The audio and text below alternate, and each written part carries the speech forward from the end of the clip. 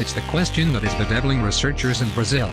It's not just a matter of a possible link to brain damage in babies born to mothers who contracted the virus during pregnancy. There have also been suspected cases of adult patients who suffered temporary hearing loss. Researchers are trying to make sense of it all, and yet they lack very basic information. Even the number of cases and the degree to which it has spread are unknown. That makes it hard to figure out the true impact of Zika. One reason that it's hard to know whether there's a link between Zika and reports of brain damage is because it's hard to know whether a pregnant woman actually had the virus. Doctors in Brazil say the most important thing they need to have as quickly as possible is a reliable and fast way to test for the virus. The big difficulty right now is really to be able to test with certainty if someone had Zika or some other infection, like dengue, which is very similar, says Dr. Rafael Franza, an immunologist in the city of Recife, the epicenter of the outbreak. Franza heads a team working with Glasgow University to develop a rapid test. At the moment, he says, the only way to determine whether you have been infected is to do a blood test within 5 days of the infection. The first problem, most cases are asymptomatic, so you may not know you have Zika at all. The second problem, resources. He says only 16 public labs in Brazil are equipped to test for the virus, which requires a molecular study of the sample. Brazil's Ministry of Health has announced it is sending out equipment so that a total of 27 labs will be able to do the blood tests.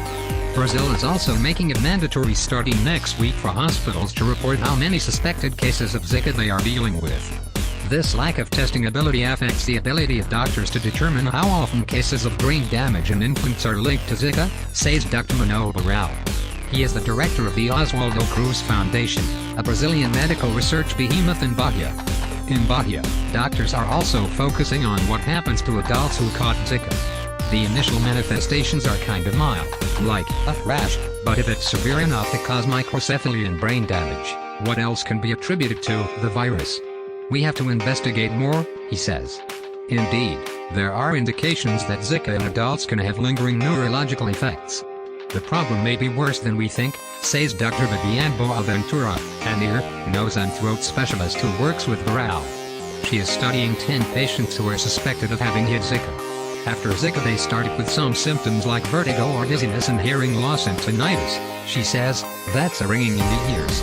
Up to 2 months after contracting the virus, she reports, the 10 patients suffered measurable and significant hearing loss as well as lightheadedness. She's been monitoring these patients since May. The symptoms require further investigation, she says, emphasizing that these effects seem temporary and almost all of the 10 patients have recovered fully. We are just starting, she says. And we don't have a lot of patients to tell you if the damage will be reversible or it will be permanent. Other questions are looming. If you had the virus once, does that make you immune? Doctors assume so but don't know for sure. Can it be sexually transmitted? There are several cases that indicate it's possible. With doctors now focusing on the virus, the hope is there will be answers in the weeks and months to come.